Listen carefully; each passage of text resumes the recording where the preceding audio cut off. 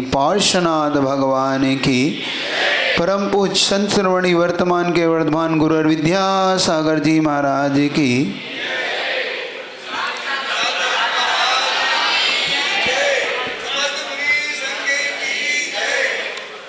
जीवन अलग अलग घटनाओं से जब देखते हैं और जीवन को हम उस पूरी श्रृंखला को एक बार जोड़ते हैं तब हमें कुछ ऐसी विचित्र अवस्थाएं देखने को मिलती हैं कि हम पहले क्या थे, अब क्या हैं और आगे क्या होंगे। क्या था क्या हूँ रे मन अब तो सोच, गुरुदेव का एक दोहा है। मैं क्या था क्या हूँ क्या बनूँगा रे मन अब तो सोच, वरना मरना वरण कर बार बार अफसोस। वरना ये मरण और जन्म बार बार होगा, इससे मात्र अफसोस ही होगा।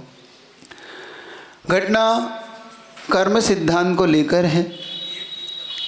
हमारे जीवन में जो कर्म बंधता है वही हमारे जीवन को एक नई दिशा देता है, चाहे वो अधोगति को दे चाहे ऊर्ध्व गति को दे, लेकिन देता वही है। एक ऐसा विचित्र व्यक्तित्व का व्यक्ति अपन सुन रहे थे कल से, जिसने कभी एक एक अन्न के दाने को तरसा, जिसने कभी मंदिरों में चोरियां की, मंदिरों के जिनालयों से जिन्होंने उस द्रव्य को अपने उपयोग में लेने का भाव किया, वही जीव मरकर अकृत पुण्य बना। ऐसा कौन से वो कार्य करके गया कि अकृत पुण्य के उस एक एक द्रव्य के लिए जो एक एक दाने को तरस रहा था, वो अकृत पुण्य के जीवन में ऐसा कौन सा बीज बो गया कि आज वो वट वृक्ष के रूप में उसके पीछे पीछे पुण्य उसका पीछा पीछा करता हुआ आ रहा है। घटना आपको वहाँ तक ले गया था जब उसके जन्म से पहले गर्भ में जब वो आया तब उसे पिता को धन की प्राप्ति का होना, फिर उसके नौल को गड़ाने के लिए शमशान में जाना और वहाँ पुनः धन की प्राप्ति होना, फिर अचानक भाइयों का ईर्ष्या करना और ईर्ष्या से व्यापार करने भेजना, और ईर्ष्या से भी जब व्यापार करने भेजा गया तो ईर्ष्या भी उसकी उन्नति का कारण बना, अवनति का नहीं बनता। पुण्यवानों से ईर्ष्या रखोगे तो तुम्हारा ही अहित होगा, पुण्यवानों को कभी अहित नहीं होता। एक बात लिख के रखना। गुरुदेव के बारे में लोग कुछ कुछ कहते रहते, कभी कभी मैं कान पे सुनता रहता हूँ। गुरुदेव हथकरघा में उलझ गए, वो भाग्योदय में उलझ गए, वो अप्रतिभा स्थली में उलझ गए। कुछ लोग ऐसे अपने प्रवचनों में या अपने कहीं कहते रहते हैं। अब वो कटाक्ष कहूँ या क्या कहूँ, उनकी अपनी भावना है, लेकिन वो ये नहीं जानते कि वो जितना कहते हैं सीढ़ियाँ उतनी बढ़ जाती हैं, गुरुदेव की ओर करीब पहुँच जाती है मंजिल की। मैं तो कई बार कह चुका, मेरे गुरु को कुछ कहने के अभी तुम्हारी इतनी औकात नहीं है कि तुम उन्हें कुछ कह सको। वो आसमान है, वो आसमान है, उस पर थूकने की कोशिश मत करो, तुम्हारे मुंह पे गिरेगा। वो आसमान है, उस पर मत थूको, कुछ नहीं होता आसमान पे थूकने। ना आसमान कभी गंदा होता है, जो कहता है उसी का ही तो बार बार मैं कहता हूँ। संयोग देखिए, संयोग से जब वो ईर्ष्या करने लगे और उसे व्यापार के लिए भेजा तो देखो से क्या मिली, खाट।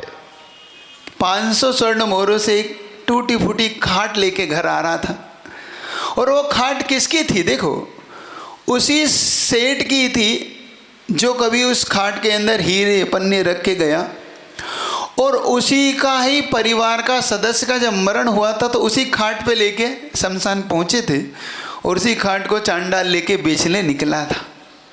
पता ही नहीं कि उसके साथ हीरे भरे पड़े हैं, लेकिन वो खाट किसको बेच गया? धन्य कुमार को। अपने को लग रहा है कि देखो ठगा गया। पुण्यवान कभी ठगाता नहीं है। पुण्यवान तो जो हाथ डाल देता है वहीं से वो मोहरे निकाल लाता है। वो तो पुण्यवान कभी नहीं ठगाते, पुण्यवान को कभी ठग भी नहीं सकते थे। फिर वो आगे बढ़ा, फिर भाइयों ने ईर्ष्या की। ईर्ष्या के कारण उसे कुएं में, बावड़ी में उसे पटका। वहाँ भी उसका कुछ नहीं हुआ। वहाँ भी देवताओं ने उसकी सहायता करके वो बाहर निकला। वहाँ से आगे बढ़ा, किसान के यहाँ पे देखा कि किसान के खेत करते, खेती में ही उसे। फिर अवधि ज्ञानी मुनि महाराज के चरणों में बैठ के उसने अपने अकृत पुण्य का जीवन और वो चोर वाला जीवन, दोनों घटनाओं को उसने सुना। आज आपको अब धन्य कुमार के उस अंतिम दौर पे, आपको अंतिम उस पे ले चलता हूँ कि वो आगे कैसे बढ़ा। घर से निकला, घर से भटका हुआ वो आगे बढ़ा। मुनि महाराज के चरणों में जब उसने अपना पूर्व दोनों भाव सुन लिए, दोनों भाव सुनने के बाद वो मुनि महाराज को नमोस्तुगे के उनसे आशीर्वाद लेके वो मगध देश की राजधानी राजगिरी की ओर बढ़ चला।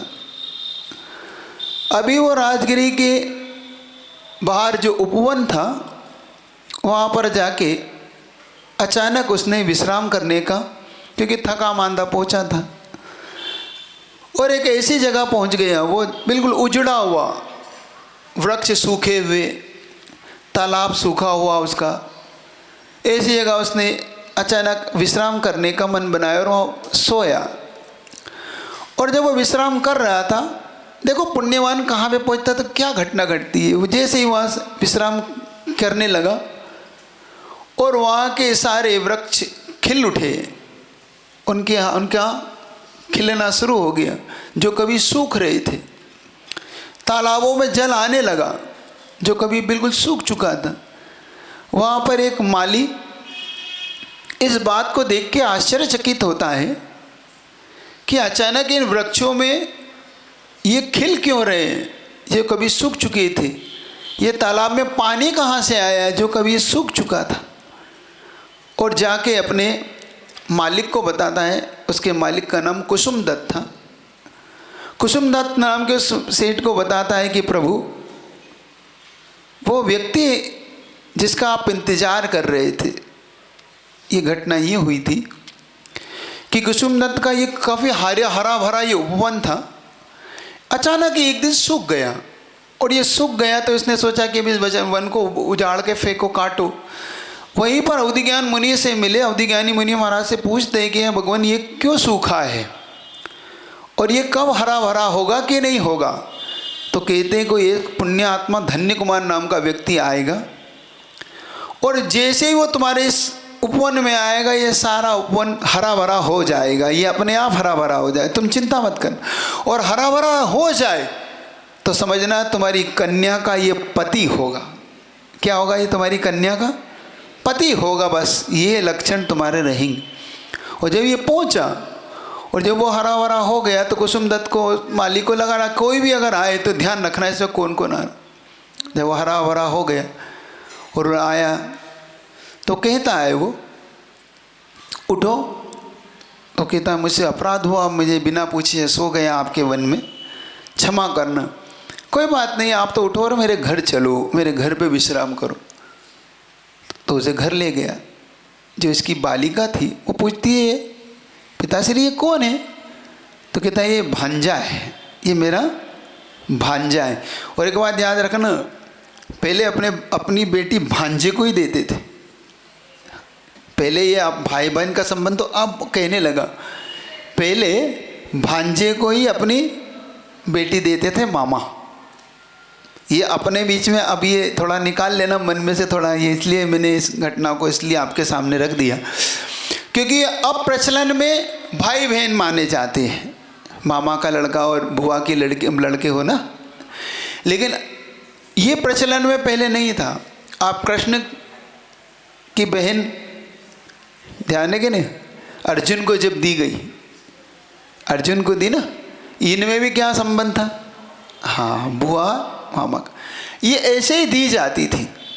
गुरुजी आचार्य श्री के भी पूर्व के थोड़ा आप देखोगे ना, उनके घर में भी, वहाँ भी यही संबंध होते थे। आप थोड़ा सा पूर्व के संबंध को देखोगे तो ये सब ऐसे ही संबंध हुआ करते थे। बाद में उसने जब, क्योंकि मामा प्रिय होता है, भांजा प्रिय होता है मामा के लिए, इसलिए उसने कहा कि ये भांजा है, तो उसने कहा ठीक है। संयोग देखना कि पुण्यात्मा जो कुछ करता है, पुण्यात्मा के हाथ से जो कुछ निकल जाता है, वो सब किस प्रकार से और बढ़ के होता है। उसने अपने भांजा कह के अपनी बेटी से कहा कि बेटी इनका ख्याल रखना और मैं दुकान पे जा रहा हूँ। बेटी ने उन्हें, चूँकि भांजा था तो अच्छे से भोजन कराया, और जब तक वो भोजन बनाने के लिए गई तब तक इसके वहाँ फूलों की टोकरी रखी थी। तो इसने, धन्य कुमार ने बैठे बैठे उस फूलों की टोकरी की एक निकाले और माला बना दी। इतनी सुंदर माला बना दी वो, और वो सुंदर माला लेके उसकी बालिका राजकुमारियों से मिलने गई। अब ये जिस राजा थे, पता तो कहाँ पहुँचे, ये सैनिक का यहाँ पे राज्य था। सैनिक के राज्य में पहुँचा था। अभय कुमार इसका पुत्र था, और संयोग से वो माला राजकुमारियों को पसंद आ गई। जब राजकुमारियों को पसंद आ गई तो ये पूछते कि ये किसने गूंथी है, इतनी सुंदर माला तो हमने आज तक नहीं देखी। तो कहा हमारे यहाँ पे हमारे बुआ का लड़का आया हुआ है, मेरी बुआ के लड़के ने ये गूंथी है। अच्छा, तो वो तुम्हारा क्या लगा? तो हमारे मामा का, मतलब मेरे पिता उसके मामा लगे। तो वो समझ गई कि ये संबंध क्या है। ये इसलिए कहा था कि ये इसकी शादी इससे होना थी, इसलिए उसने उसको भांजा कहा था। आप समझ आए आपने क्यों कहा था? क्योंकि वो चाहता था कि मेरी पुत्री, क्योंकि अवधि ज्ञानी मुनि बता चुके थे कि तुम्हारी बच्चे की शादी इससे ही हो।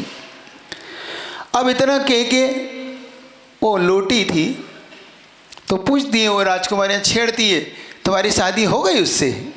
कि नहीं, मेरी शादी उससे अभी हो नहीं पाई, लेकिन किसी नागश्री नाम की लड़की से ज़रूर हो गई। क्योंकि ये कौन है?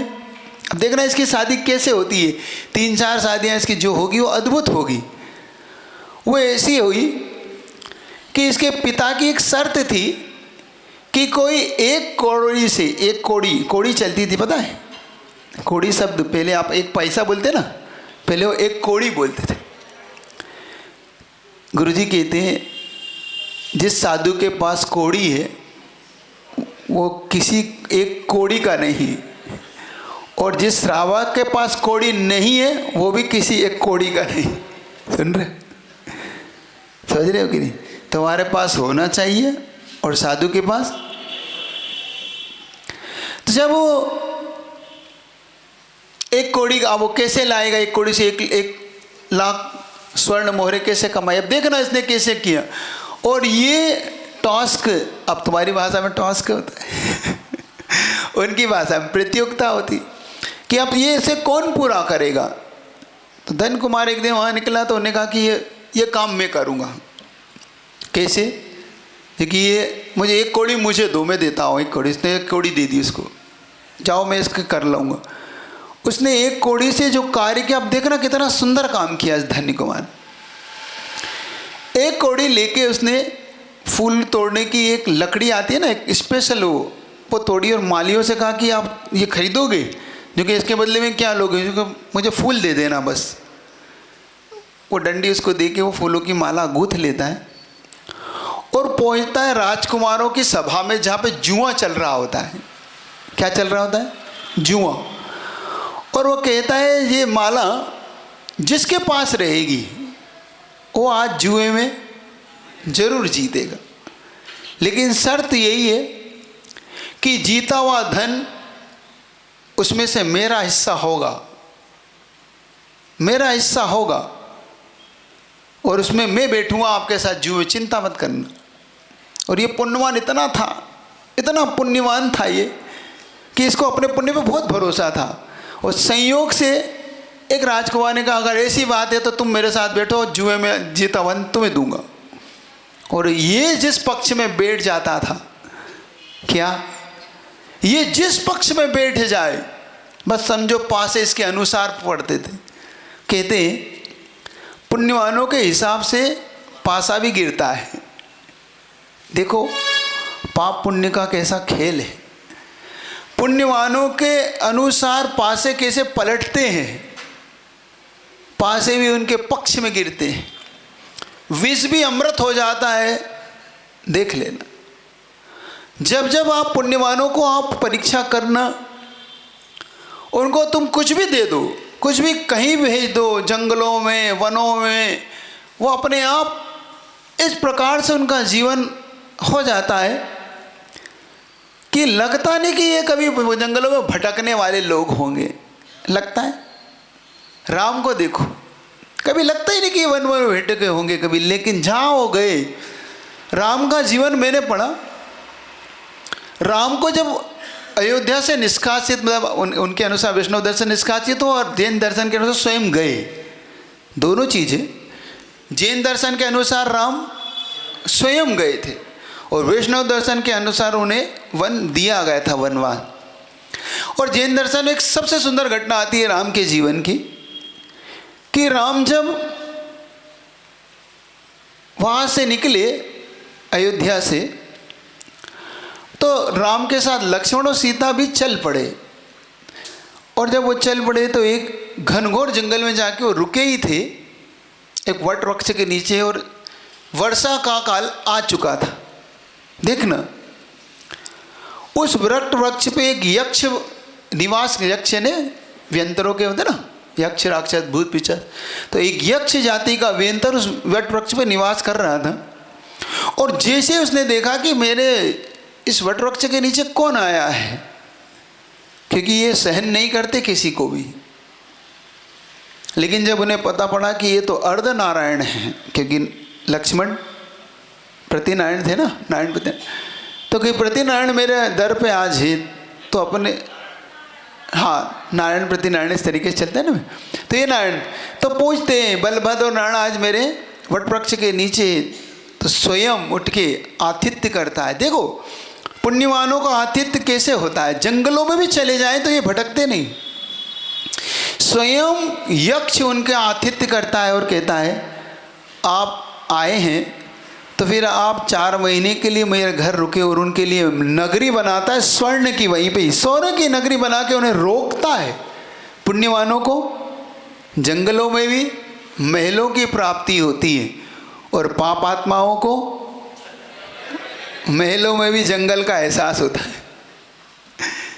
जंगलों में देख लेना, पुण्य पाप का बड़ा विचित्र खेल है। इसलिए आपको ये कर्म सिद्धांत अपने अंतरंग में इतना ठोस बिठाना इसको कि किसी परिस्थिति में, जीवन के किसी भी पल में तुम्हारे साथ कुछ होगा तो ये सिद्धांत अगर कर्म का आपके साथ रहा तो ये नियम मान के चलना, कभी भी पर विपरीत परिस्थितियों में कभी नहीं घबराओगे आप। क्यों? क्योंकि तुम्हारे पास ऐसा सिद्धांत अपने जीवन का होगा कि नहीं, घबराने की ज़रूरत नहीं है। तो सिर्फ बदलती हैं परिस्थितियाँ, व्यक्तियों की परिस्थितियाँ कर्म के साथ चेंजेस लाती है। कल आपने पेपर दिया नहीं दिया? दिया था नहीं दिया? थोड़ा लगातार देना इसे, अब घबराना नहीं। कर्म सिद्धांत धीरे धीरे आपको आने लगेगा, सरल हो जाएगा ये। अब जब धन्य कुमार वहाँ पहुँचा और धीरे धीरे वो जुआ जब खेलना शुरू हुआ तो सारी पक्ष में चला गया, धन्य कुमार के पक्ष में।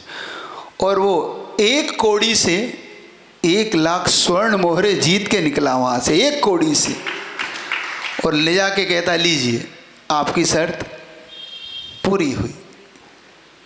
उसका विवाह उस धनश्री नाम की लड़की से हुआ। फिर दूसरे दिन ऐसा है अभय कुमार के साथ, जब अभय कुमार ने सुना कि मेरे छोटे भाइयों को इसने हराया है, क्योंकि राजकुमारों के साथ जुआ हो रहा था, तो अभय कुमार कहता है कि आज मेरे साथ खेलो। तो धन्य कुमार कहता तुम आ जाओ, मुझे क्या फर्क पड़ता है भाई, पुण्य आत्मा के लिए तो कोई अभय कुमार आ जाए, कोई कुमार हो, आ जाओ। अभय कुमार के साथ क्योंकि अभय कुमार पे अब कोई मिला था कोई भारी। अभय कुमार का पुण्य अब तेज, अभी तक बहुत तेज था, लेकिन आज मिला था पुण्यवान को पुण्यवान। कहते ना, ऊँट आया आज आया ऊँट पहाड़ के। धन्य कुमार के पुण्य के सामने उसका भी पुण्य फीका था। और जब अभय कुमार खेलने बैठा तो उसने अभय कुमार को भी हरा लिया। और जब अभय कुमार को हरा लिया तो जो राजकुमारियाँ जो इसके बारे में कभी सुना करती थी उस सेठ की लड़की से, तो पहले इसको पसंद तो करने लग गई थी धन्य कुमार को। लेकिन जब धन्य कुमार को उन्होंने महलों में देखा तब उनका मन उसके प्रति इतना आकर्षित हुआ कि अब इससे ही विवाह तो इससे ही होना चाहिए। उनका खुद का मन होने लगा और स्वयं जब प्रस्ताव लेके वहाँ तक पहुँचाया किसी के माध्यम से कि धन्य कुमार से कहो कि हम आपसे विवाह करना चाहते, और ये अभय कुमार को पता पड़ा ये घटना। देखना कैसी घटना होती, कैसे व्यक्ति का अगर भाग्य तेज होता है तो विपत्तियां स्वयं नष्ट हो जाती हैं और संपत्तियां स्वयं प्राप्त होती है। सिर्फ भाग्य आपका आपके साथ हो। और भाग्य बनाया कैसे जाता है, ये कला आपके पास होना चाहिए। आप एक बात है, सबसे बड़ी गलती आप क्या करते हैं, आप भाग्य बनाना नहीं चाहते, आप भाग्य को कोसते रहते हो। क्या करते हो आप? अधिकतम लोगों को मैंने देखा सिर्फ भाग्य को कोसते रहते हैं। मेरा तो भाग्य ऐसा है, मेरा तो जीवन में कुछ होता ही नहीं, मेरे लिए तो कुछ मिलता ही नहीं, भगवान भी उनकी सुनता है। होता है, अधिकतम लोगों को देखा मैंने। स्वयं के भाग्य को स्वयं बनाते नहीं, दूसरे के भाग्य को या तो ईर्ष्या करेंगे या अपने भाग्य को कोसेंगे। लेकिन ना आपके किसी के कोसने से उसका भाग्य बदलेगा, ना अपने भाग्य को कोसने से आपका भाग्य उन्नत होगा। अपने भाग्य के विधाता स्वयं बनना सीखो। क्या कह रहा हूँ? अपने भाग्य के विधाता स्वयं बनना सीखो।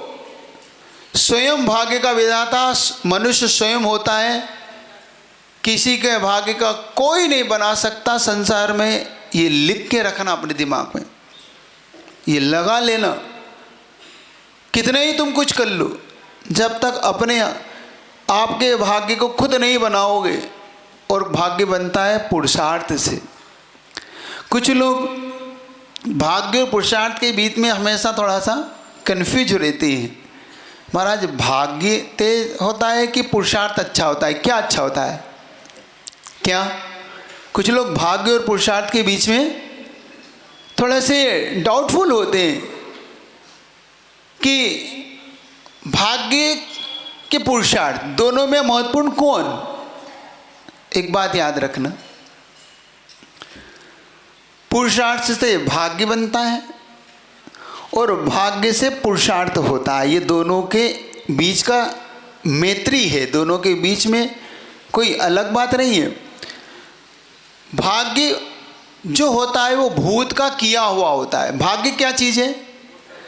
जो भूत का पुरुषार्थ था वो भाग्य बना, और वर्तमान का पुरुषार्थ तुम्हारा भविष्य को बनाता है। यही तुम्हारे साथ होता है, बस यही चीज़ होती है दोनों। आप कन्फ्यूज बिल्कुल मत हो, आप डरो नहीं बिल्कुल भी। भूत में जो तुमने किया था वो कहाँ भोग रहे हो तुम? एट प्रेजेंट, वर्तमान। और वर्तमान में जो कर रहे हो वो कहाँ जाएगा? बस भूत वर्तमान को निर्मित करता है और वर्तमान भविष्य को निर्मित करता है। इन तीनों की चेन है, चेन नहीं भूलना। बस क्या नहीं भूलना? बस चेन को याद रखोगे तो सब कुछ है।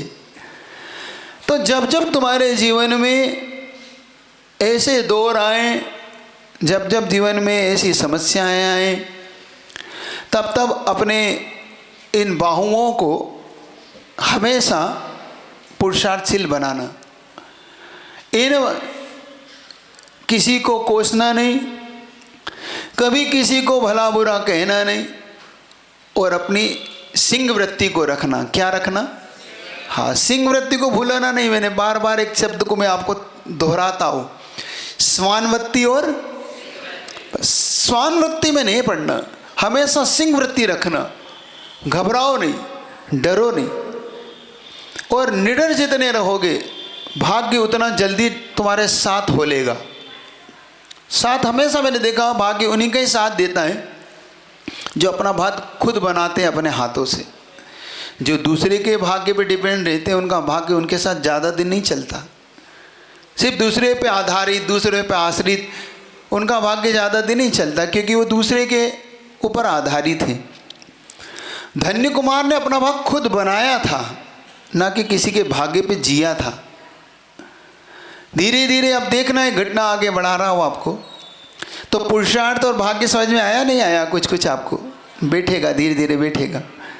हमेशा भाग्य के भरोसे नहीं बैठना है। एक लाइन आपसे हमेशा कहता हूँ, जो लोग हमारे भाग्य में नहीं है, हमारे भाग्य में तो कोई था ही नहीं, ना जाने क्यों हमारा भाग्य कब चमकेगा। एक बात याद रखो, ना कुंडली दिखाओ, ना हाथों की रेखा दिखाओ, ना तुम किसी चक्कर में पड़ो। बार बार एक लाइन कहता हूँ, बस याद रखो, हाथ की रेखाओं से कुछ नहीं होता। भाग्य तो उनके भी होते जिनके हाथ नहीं होते। भाग्य तो उनके भी होते जिनके हाथ नहीं होते। क्या रखा इनके हाथ की रेखाओं में? पढ़ पढ़ के दिखाते रहते हो। दिखाते हो ना तुम लोग? दिखाते हो कि नहीं? अच्छा, आज तुमको एक अच्छा ज्योतिषी बना देता हूँ। बनना होगा? चाहते हो? बना देता हूँ। तुम्हें इतना बड़ा ज्योतिषी बना दूंगा, तुम्हारे लोगों को पैर छुएंगे। हाँ, इतना बड़ा ज्योतिषी बना दूंगा। बना दूं? चलो बना देता हूँ। किसी को भी हाथ देखो भाई, ये रहस्य किसी को कहना नहीं, अपने बीच में रखना। वो तुम्हारी मेरे बीच की बात है। हाँ भाई, दूसरे को नहीं कहना। ज्योतिषी देखो कैसे बना जाता है। 99% ज्योतिष फेक होता है। 1% जो इसको जानता है वो दुर्लभ व्यक्ति होते हैं जो ज्योतिष को जानते हैं। 99 लोग सिर्फ फेक। अब तुम्हें फेक ज्योतिष बना रहा हूँ। ओरिजिनल तो तुम बन ही नहीं सकते हो, उसके लिए तो तुम महीनों पढ़ना पड़ेगा। तो ये भी पढ़ लोगे ना, ये फेक ज्योतिष भी सीख लोगे तो आधी ज्योतिष तो तुम हो ही गए। देखो, किसी को भी तुम, अच्छा मैं तुम्हें पहले तुमसे ट्राई करता हूँ, तुम्हें देखना। अब तुमने मेरे सामने हाथ रखा, महाराज जी हाथ देखो। मैं अब तुमसे एक एक चीज़ पूछूंगा, सही सही बोलना, गलत मत बोलना, झूठ बोले। मैंने तुम्हारा हाथ देखा, अब मैं तुम्हें देख रहा हूँ। तुम्हारा हाथ को मैं ऐसे कर रहा हूँ, फिर ऐसे कर रहा हूँ, पलटो, अंगूठा पलटो, तुम्हारी रेखा दिख। अब देखो तुम्हारा हाथ, तुम सबका मैंने हाथ देख लिया। एक एक चीज़ पूछ रहा हूँ। तुम्हें यश कीर्ति नहीं मिलती, तुम कितना ही कुछ कर लो। सच है गलत है? यश कीर्ति तुम्हें नहीं मिलती। तुम कितना ही करो लोगों के लिए, तुम जान भी दे दो लोग, फिर तुम्हारे लिए लोग कभी भला नहीं कहते। सच है गलत है? सच। दूसरा, अब देखो, ये तुम्हारी जो धन की रेखा है ना, ये धन टिकता नहीं है तुम्हारे पास। सच है? सच बोलो, गलत है? सच है? सच। देखना। तीसरा, ये आयु की रेखा गई है तुम्हारे जीवन में। एक बार जरूर आए कि तुम मरते मरते बचे हो। सच है गलत है? देखो तुम्हारा हाथ देख के बता रहा हूँ। हाँ, चौथा पॉइंट, तुम्हारा मित्र तुम्हें धोखा देता है। देता है कि नहीं देता है? तुम्हें धोखा दिया कि नहीं? तुम्हारे मित्रों ने दिया ना? तुम्हारे मित्रों ने धोखा दिया कि नहीं? अपने वालों ने, मित्रों ने दिया ना? हाँ दिया, वो तो दिया ही है ना। हाँ देखो, तुम्हें गुस्सा बहुत आता है। आता है नहीं आता? बोलो ना हाँ की गए। तुम सबका हाथ बता रहा हो। तुम्हें धोखा मिलता है, तुम्हें यश कीर्ति नहीं मिलती, तुम्हारे पास धन नहीं टिकता, तुम्हारा मरते मरते तुम बचे हो, चाहे एक्सीडेंट से बचे, चाहे अस्पताल में बचे, चाहे कहीं बचे, तुम्हें गुस्सा बहुत आता है। और बता दूँ, हाँ देखो तुम्हें सच है गलत है, ये बात सच है कि गलत है? हाँ सच है। देखो व्यापार में तुम्हारा जो व्यापार है तुम्हें ज़्यादा उसमें सफलता कम ही मिलती है, मतलब तुम्हारे लिए कोई ना कोई तुम्हारा पैसा खा ही जाता है। वही वही मेहनत का, तुम्हें जो मेहनत का फल मिलना चाहिए प्रॉपर वो मिलता नहीं है। सच है गलत है? यही तो ज्योतिष है, और क्या है? यही तो, बस तुम 4, 6, 8 पॉइंट ये पकड़ लेना। अगर शादी हो गई हो तो कहना तुम पत्नी से परेशान हो। हर कोई पत्नी से परेशान। धन किसी के पास नहीं टिकता बंधु, हर कोई धोखा खा के बैठा हुआ है, भाई भाई को धोखा देता है, कोई किसी का सगा नहीं है। संसार में ये 6, 7, 8 पॉइंट ऐसे हैं जिससे सब दुखी हैं। बस उनके दूसरी नक में हाथ रख दो तुम तो बस, तुम्हारा ना दीवाना हो जाए तो कह देना। एक दिन में एक बार की घटना में ब्रह्मचारी था, ये 7, 8 पॉइंट तो अपने को पता थे। एक ब्रह्मचारी जो साथ में आए थे उनको मैंने ऐसे 4 से फेंक दिए, वो मेरे ऐसे पीछे पड़ गए। अरे आपको तो पूरा आता है, आप तो सब जानते हो, और बताओ। मैं क्या आया, अब मेरे पीछे क्यों पड़ गए?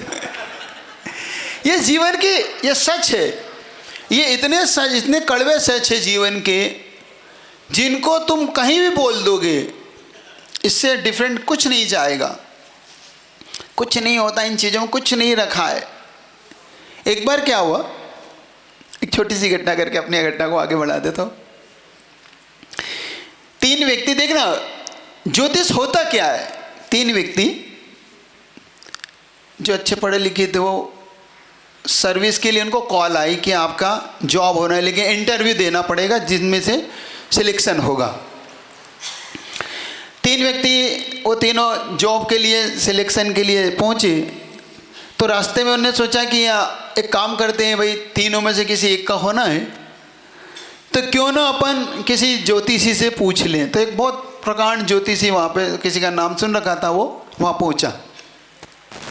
जब वहाँ पहुँचे तो उन्होंने कहा कि आप बता सकते हैं हम तीनों में से किसका सिलेक्शन होगा?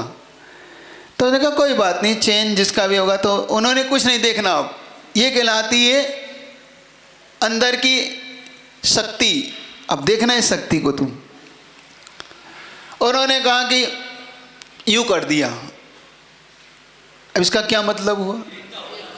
उन्होंने पूछा कि भाई ये आपने कर दिया कि ये देवी शक्ति, इसका बस पूछो मत, हमने जो कह दिया वो कह दिया। अब वो तीनों उठ के चल दिया वहाँ से। तीनों समझ में ही नहीं आई ये क्या हुआ, एक का क्या मतलब हुआ। वहाँ पे एक चेला बैठा था, उसने पूछा गुरुदेव ये समझ में नहीं आई, ये एक का मतलब क्या है? अब सुनो एक का मतलब क्या है। उसने कहा देखो सीधी सी बात है, या तो तीनों में से किसी एक का सिलेक्शन होगा, एक का नहीं होगा, और तीनों का हो गया तो एक साथ होगा, और तीनों का नहीं हुआ तो एक साथ नहीं होगा। समझ में आया एक का मतलब? या तो तीनों का किसी एक का होगा, या किसी एक का, या तीनों का एक साथ होगा, या तीनों का एक साथ, चौथा तो कोई काम ही नहीं है इसमें। समझ में आ रहा? महाराज, हाँ महाराज श्री 8 प्रकार का निमित्त होता है। काय का? 8 प्रकार का निमित्त होता है। हाँ, हाँ। निमित्त ज्ञान 8 प्रकार का होता है। सर्वथा हम इसको झुटला नहीं सकते। जैसे आपने कहा कि 99% 1% काफ़ी है उनको कहने के लिए। नहीं, ऐसा एकांत से कैसे कहते हैं हम, क्योंकि ये गणित है। मेरी बात तो समझने का पुरुषार्थ करो। जो 1% मैंने बचा के रखा ना, उनके लिए रखा है जो इस निमित्त के ज्ञान को जानते हैं। अधिकतम लोग इस निमित्त ज्ञान का उपयोग नहीं जानते भी नहीं, करते भी नहीं। अब पंचम काल में कह रहा हूँ फिलहाल का कुछ नहीं है, गणित है एक।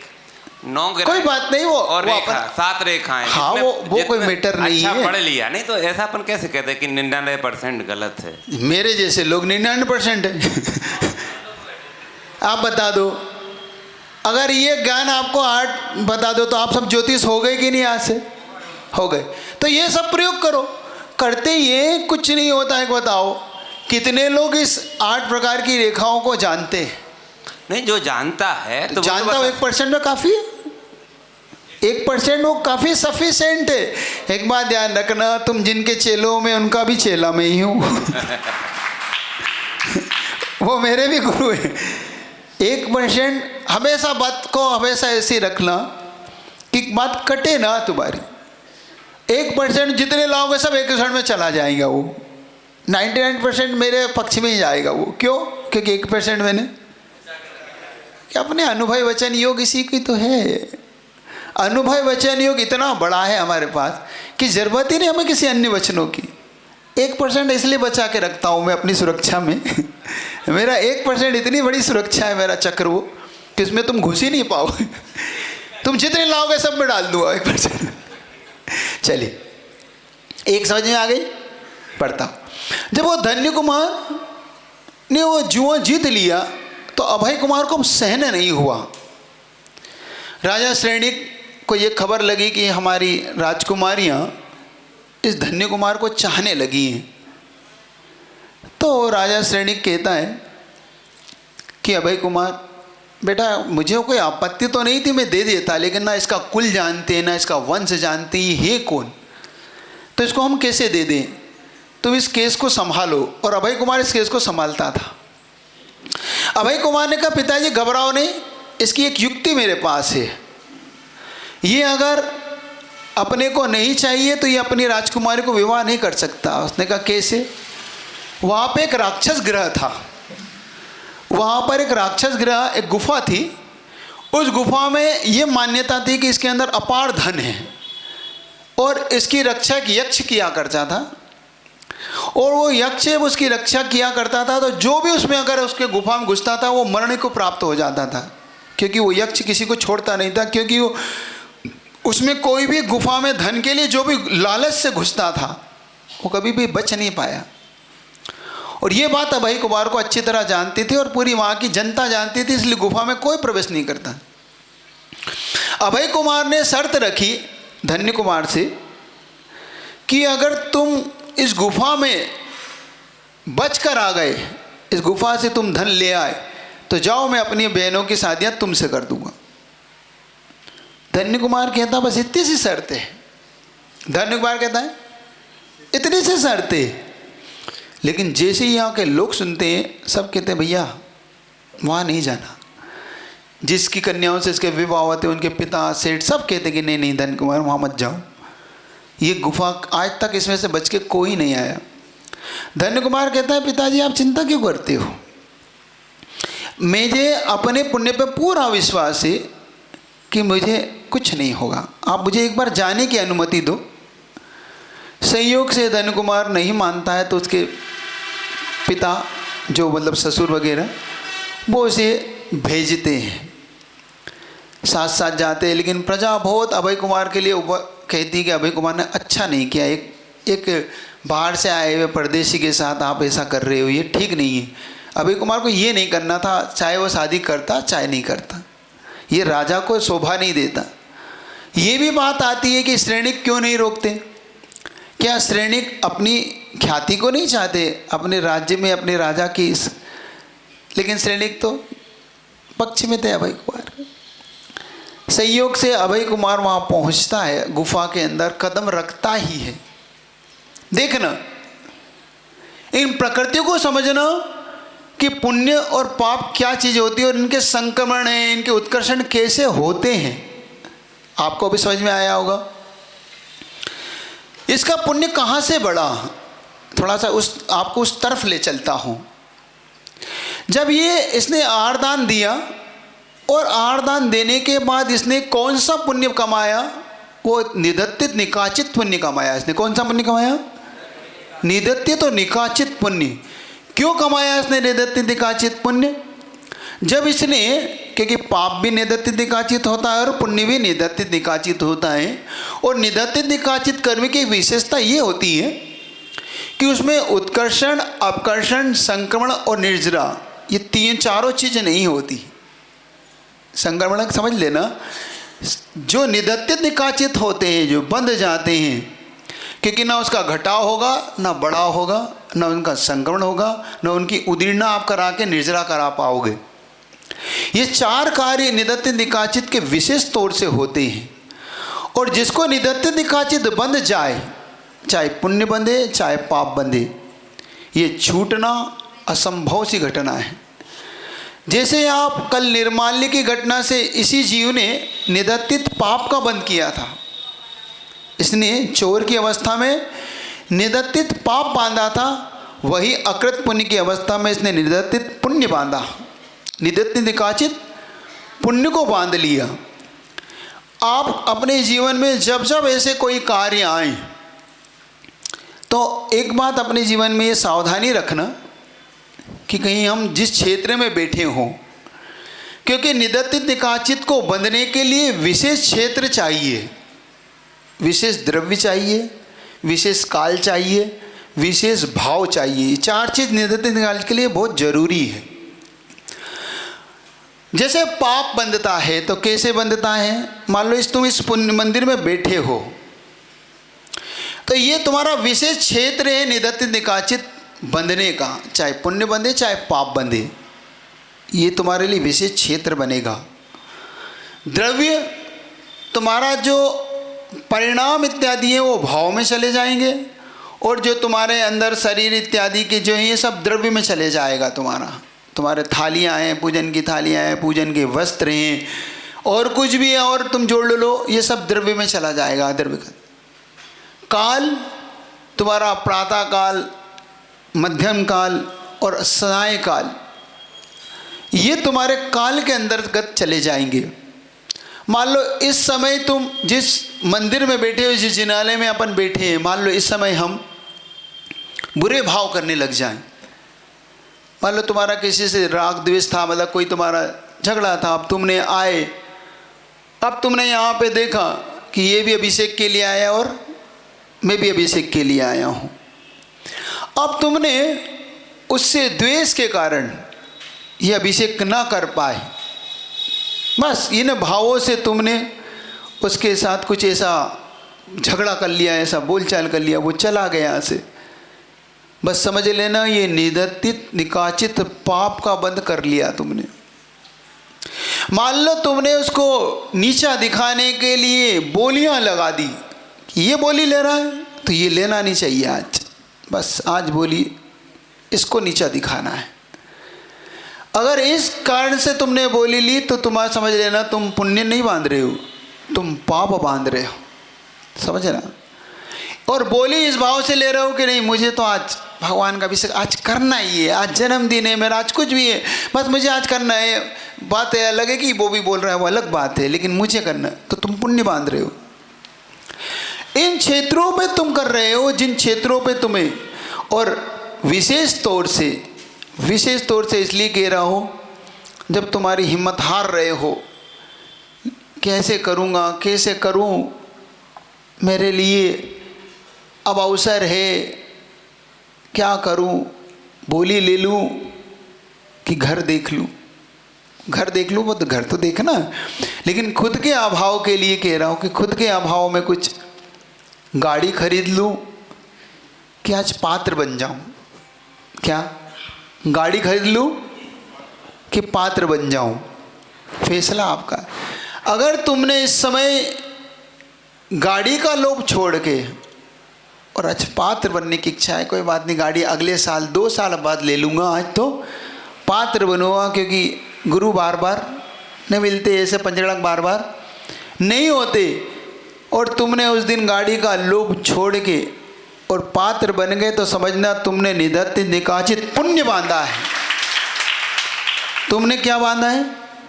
निदत्तित निकाचित पुण्य बांधा है, क्योंकि तुमने अभाव, तुम्हारे पास अभाव था कि भाई पैदल जाना पड़ेगा। देख लो, साल भर बसों में सफ़र करना पड़ेगा, धक्के खाना पड़ेंगे बसों के, और पात्र 5 दिन का है, पात्र तो 5 दिन का है पंचगणक में। और तुम्हें अब 2-3 साल, अब जब तक व्यवस्था नहीं बनेगी तब तक कोई गाड़ी नहीं मिलेगी। अब देख लो 3 साल धक्के खाओगे कि 5 दिन का पात्र बनना है। अब देख लो तुम्हारा फैसला क्या होता है। क्या होता है फैसला, अब सही बता दो, क्या करोगे? पात्र बनोगे कि 3 साल धक्के खाओगे? सही बात बताना, अंदर की बात बता दो, बाहर की बात मत बताओ। देखो वो सब तो अपने सामने है। ये भी पता है कि गाड़ी की आवश्यकता भी है और उपयोगिता भी है, क्योंकि मुझे धक्का खाना पड़ेंगे और मुझे जबलपुर में मेरा बिजनेस है, तो मुझे जाना भी आवश्यक है और उपयोगिता भी है, क्योंकि अब भाई समय बचाना मेरी उपयोगिता है। लेकिन अब ये चांस एक ही है। मेरी पीढ़ियों में पंचगणक कब होगा मुझे नहीं पता। मेरी आने वाली पीढ़ियाँ निकल गई और आने वाली पीढ़ियों में अब इसके बाद कोई बार बार मनाओगे ये जिनालय? नहीं होगा। पंचगणक बार बार होंगे? नहीं होंगे। गुरुजी बार बार आएंगे? नहीं आएंगे। अब गाड़ी 3 साल बाद आ जाएगी और गुरुजी जीवन में ही कई सालों बाद आए। अब आप देख लो फैसला। शक्ति से अधिक, भैया जी कह रहे हैं शक्ति से अधिक नहीं करना चाहिए, यही कह रहे हैं ना, मैंने सही सुना? ये कह रहे। मैं पूछना चाहता हूं, आप लोग सब मेरे जज है ना, फैसला आपके हाथ में। भैया का कहना है शक्ति से अधिक बोलियां नहीं लेना चाहिए, आपका फैसला क्या है? गलत। चलिए आपका सबका फैसला क्या है? चलिए तो आपका फैसला बाद में लेता हूँ, पहले मैं आर्गुमेंट करता हूँ, क्योंकि जज पहला फैसला कैसे दे देगा। ये तो हो गई पुण्य के क्षेत्र की बात कि शक्ति से अधिक हमें दान नहीं देना चाहिए। सही बता देना, तुम्हारी शादी होती है तुम्हारे घरों में, तुम शक्ति से बढ़ के करते हो कि शक्ति से घट के करते हो? थोड़ा कम सुनता हूँ मैं, भैया जी को सुना के बताना। बढ़ के करते हो। उधार लेके भी तुम अपने बिजनेस करते हो कि नहीं? घर में, तुम्हारे घर में कभी रोग आ जाए तो शक्ति से बढ़ के भी तुम धन लगा दोगे कि नहीं उसको ठीक करने के लिए? नहीं, कोई शर्त। एक बताओ, पिताजी बीमार हैं, मकान बेचना पड़ेगा। अभी अभी घटना बताई थी महाराज ने, पिताजी बीमार है, मकान बेचना पड़ेगा। मैं आपसे ही पूछ लेता हूँ, आपके पास है जमीन? अमीन नहीं है? हाँ पूछ लो भैया, नहीं तो पता पड़े है ही नहीं, बिका क्या दूंगा। चलिए, आपके घर में जो भी हैं बड़े बुजुर्ग, जो भी आपके, फैसला आपको लेना है कि जितनी ज़मीन है वो बिक के उनका ऑपरेशन होगा। संभावना ना के बराबर है, बचेंगे कि नहीं बचेंगे कुछ कह नहीं सकते, लेकिन ज़मीन बेच के आपको उनको बचाना है। आप क्या लेंगे फैसला? बस आपसे पूछना चाह रहा हूँ। आप माइक से बोल दो, मैं आपके परिवार लोग सुना तो दूँ। हाँ, जैसी आवश्यकता और उपयोगिता होगी वैसे। मतलब उसमें आवश्यकता उपयोगिता क्या देखोगे कि पिताजी बचेंगे कि नहीं बचेंगे, ये देखेंगे? क्या देखेंगे हम? पिताजी यदि आवश्यक है तो बिल्कुल लगाएंगे उसमें। नहीं, उन्होंने तो कह रखा है कि भैया गारंटी नहीं लेता हूँ, फिर भी ऑपरेशन थिएटर में भी तुम्हारे पिताजी चले जाएंगे, फिर भी जमीन बेचोगे कि नहीं? फिर भी कोशिश करेंगे। जमीन बेचोगे कि नहीं? बिल्कुल बेचेंगे। बस यही तो मैं सुनना चाहता था आपसे। तुम जब पिताजी के लिए तुम सब कुछ बेचने को तैयार हो तो 3 लोग के नाथ क्या नहीं बेच देता श्रावक? क्या नहीं बेच देगा वो? मेरे गुरु के लिए क्या नहीं कर देगा वो? अरे मेरे गुरु आए हैं, मैंने अपने पिताजी के लिए सब बेच दिया, तो मेरे गुरु आए तो मैं क्या नहीं कर दूंगा? अरे वो तो कहेगा गुरुदेव आप तो बोल तो दो, करना क्या है? लेकिन मेरे गुरु ही तो हैं जो कुछ नहीं बोलते। मेरे गुरु ही तो हैं कुछ नहीं बोलते। उनकी एक खासियत देखना, कभी मुख से नहीं बोलते। गुरुदेव कितने ही कह लो, उनसे किलवा लो, तुम किलवा लो तो मैं जान जाऊं। एक बार एक शर्त लग गई, अमरकंटक की घटना। अमरकंटक में एक बहुत बड़े सृष्टि के आहार हुए हैं, करोड़पति सृष्टि एकदम। और वो हार के बाद वो गुरुजी के पास बैठे तो वहाँ के जो प्रमोद जी कोयला वाले परिवार वालों ने उन्होंने कहा कि देखो भैया मंदिर बन रहा है, आप दान दो। तो उस सृष्टि ने एक बात कह दी कि प्रमोद जी आज गुरुजी जो कह देंगे बस वो दान कर दूंगा, तुम मुझे गुरुजी से खिलवा दो। क्या? गुरुजी से मुख से बुलवा दो। अगर गुरुजी ने कह दिया तो प्रमोद जी मैं भी अपनी सारी संपत्ति तुम्हारे क्षेत्र में दान कर दूंगा, बस गुरुजी के मुख से मुझे खिलवा दो। आज बस एक संकेत दिलवा दो, मैं गुरुजी के मुख से सुनना चाहता हूँ। और ये अंतरंग से गई थी उसने, ऐसा नहीं कि कोई परीक्षा लेने की दृष्टि से, बस अंतरंग का उसका भाव था कि गुरुजी कहें कि क्या देना है मैं वो दूंगा। गुरुजी के सामने प्रमोद जी ने कहा गुरुदेव आज तो अच्छा चांस है, आप कुछ आज तो।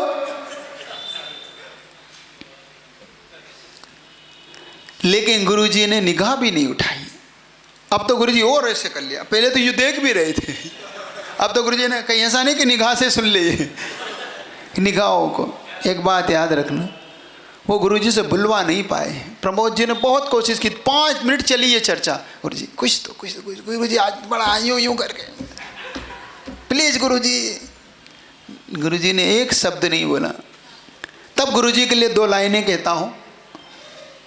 गुरुजी के लिए मैंने फिर 2 लाइनें जो कही वो सुनना। परिंदों को मिलेगी मंजिल ये उनके फैले हुए पर बोलते हैं।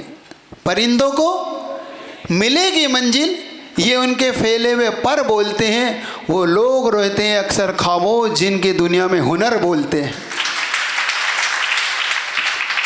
उनका तो हुनर बोलता है, उन्हें कहाँ बोलने की ज़रूरत है। उनकी तो त्याग तपस्या बोलती है, उन्हें किसी की ज़रूरत है कहाँ, नहीं है, ज़रूरत ही नहीं है। सुन रहे हो? तो समझ में आ रहा है? निदत्त जी का अच्छे समझ में आया। चलिए थोड़ा आगे बढ़ता हूँ। जब उसकी अभय कुमार जैसे ही धन्य कुमार उस गुफा में घुसा नहीं और जैसे उसने कदम रखा नहीं, जो यक्ष कभी लोगों को पसंद नहीं करता था, मार दिया करता था, वो यक्ष उनके अर्घ लेके खड़ा है धन्य कुमार के सामने। आओ, आपका इंतजार कर रहा था, आप कब तक मेरे लिए, क्योंकि यक्ष को वहाँ पे जो बंधन करा था कि जब तक धन्य कुमार ना पहुँचे तुम्हें ये छोड़ के नहीं जाना है गुफा। और धन्य कुमार कहता है कि आप आए। धन्य कुमार को सिंहासन पर बिठाया, उसकी भव्य उसका बड़ा स्वर्ण चांदी से उसके मुकुट कंडल सब उसको पहनाए गए। और धन्य कुमार से कहा कि अब ये आपका खजाना जिसका आपका इंतज़ार था, जिस खजाने के लिए, ये संभालिए, आज से मैं फ्री हुआ। जिसको मौत के मुंह में भेजा था, जिसको अभय कुमार ने मौत के मुंह में भेजा था इसलिए कि ये लौट के ना आए, लेकिन उसे क्या पता था कि जिसको आपत्ति के लिए भेजा है वो संपत्ति लेके निकल आएगा गुफा से।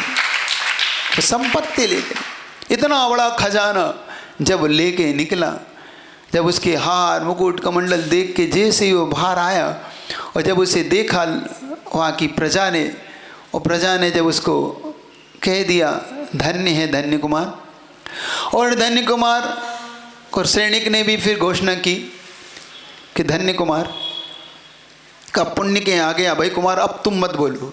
समझ में आ गया किस कुल जाति का है, अब उसकी कुल जाति क्या पूछना, अब क्या पूछना, जिसको देवों ने पास किया हो उसकी कुल जाति क्या पूछना।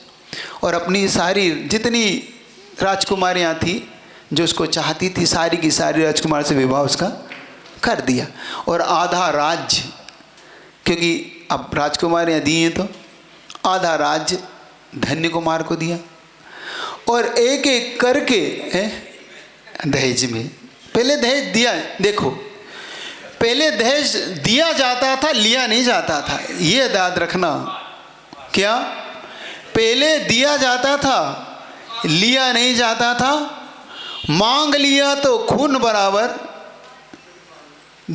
बिन मांगे मांग लिया तो छीन लिया तो खून बराबर, और मांग लिया तो पानी। बिन मांगे जो दे ये दूध से भी बढ़कर जो बिन मांगे मिलता है। एक बात याद रखना, पूरा याद नहीं रही मुझे।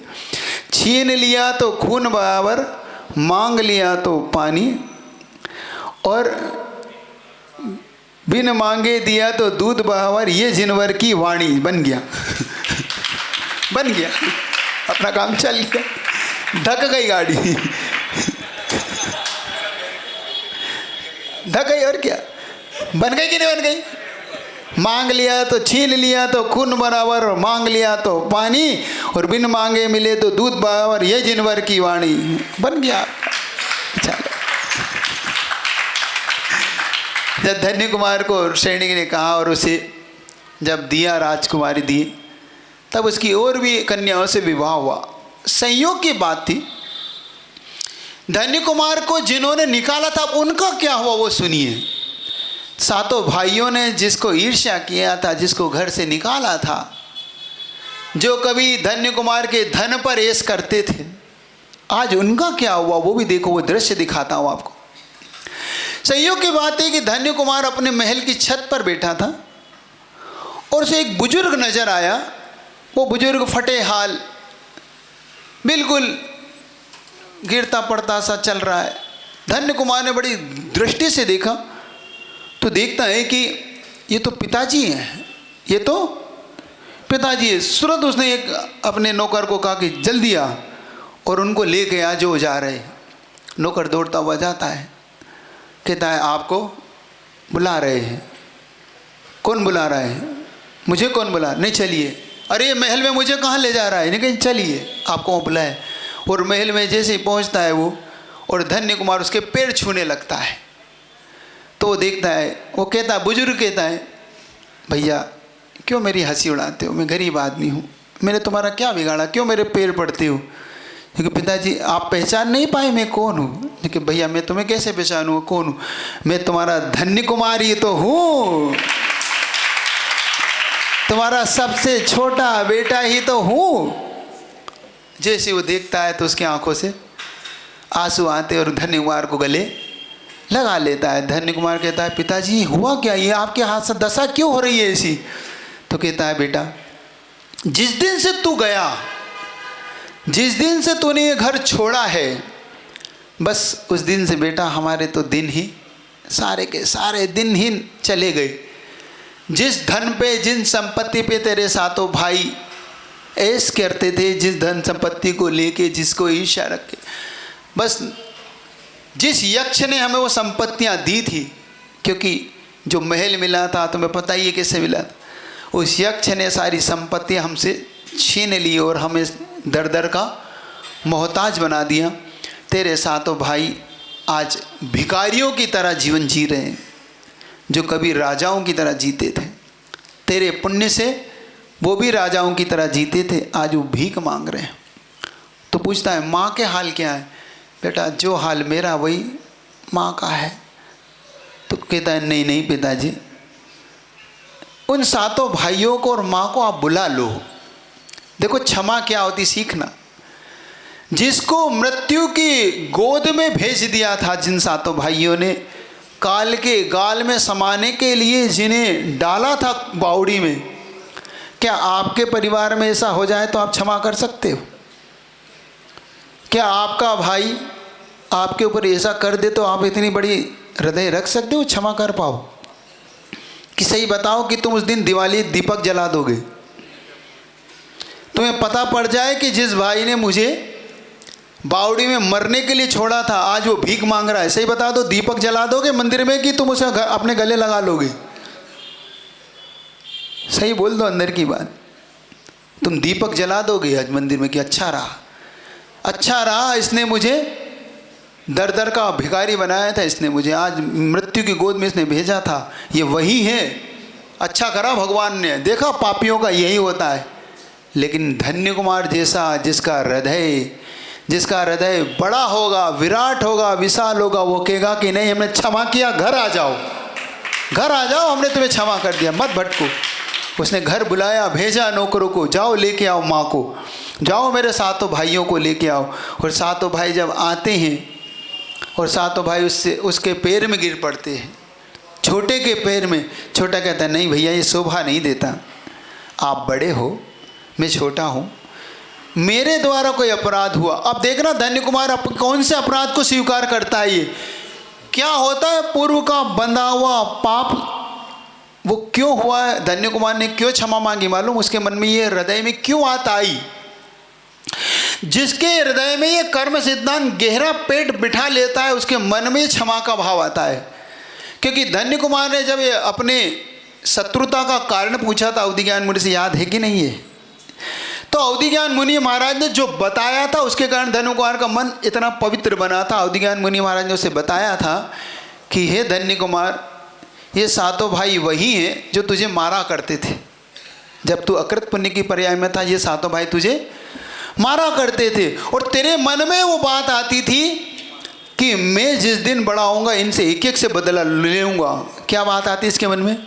काश मैं बड़ा होता तो इनसे बदला लेता, इनको पीटता, इनको। बस तूने जो वो कर्म बांधा था, देखो मन में भाव, ये घटना अपनी शुरू हुई थी भावों से।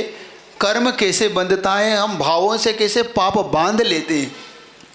तो धन्य कुमार जब तू अकृत पुण्य की पर्याय में था, जब तूने ये सोचा था कि मैं इन सातों को पीटूं, इनको मारूं, बस उसी कारण से ये बेर तुझसे रखते हैं, और कोई कारण नहीं है तुझसे बेर रखने का।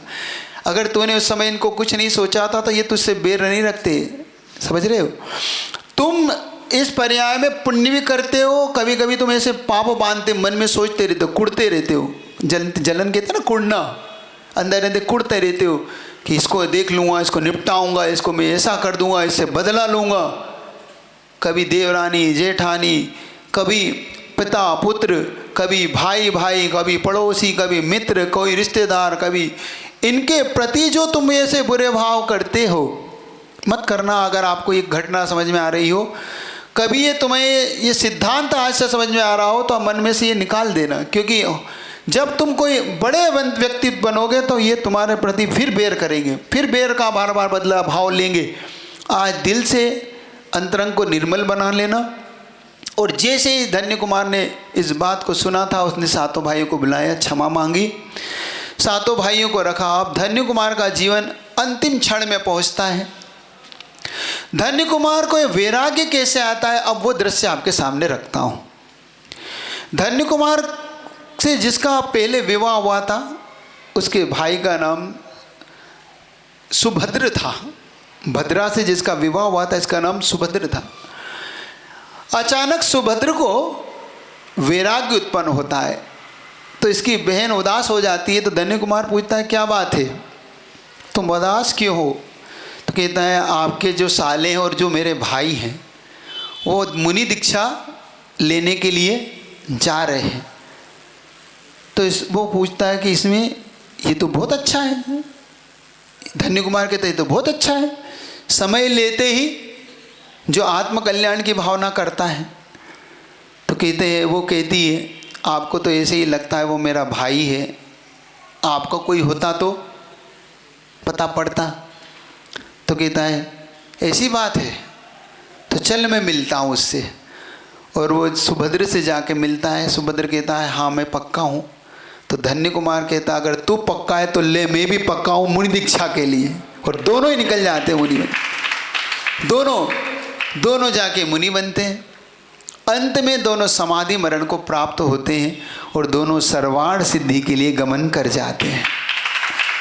इस प्रकार से आज इस कर्म सिद्धांत के अंदर जो हमने अनुभाग बंध, स्थिति बंध, हमने प्रकृति बंध, प्रदेश बंध, ये चारों भागों को समझा। याद है कि नहीं? सब याद है?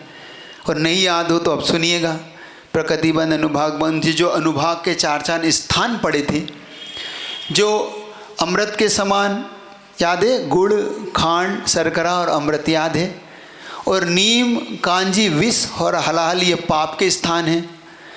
गुड़, खांड, शर्करा, अमृत ये पुण्य के स्थान हैं। और लता, दारू, हड्डी और पाषाण ये घातिया कर्म के, पाप कर्म के स्थान हैं। ये हमने चार चार स्थानों को समझा था। आगे जीवन आपका बहुत अच्छा सुंदर बने। कर्म सिद्धांत आगे चलता रहेगा, आप इसको सुनते रहिएगा, एग्ज़ाम देते रहिएगा। 6 डाला कि आपकी एग्ज़ाम हो रही, चल रही ना, अच्छे से देना। इसी भावना से कि धन्य कुमार जैसे हमारा जीवन पवित्र बनने वाले गुरुदेव विद्यासागर जी मुनि महाराज की। सभी लोग एक 5 मिनट के लिए बैठना है। एक बहुत अच्छे व्यक्ति से आपको मिला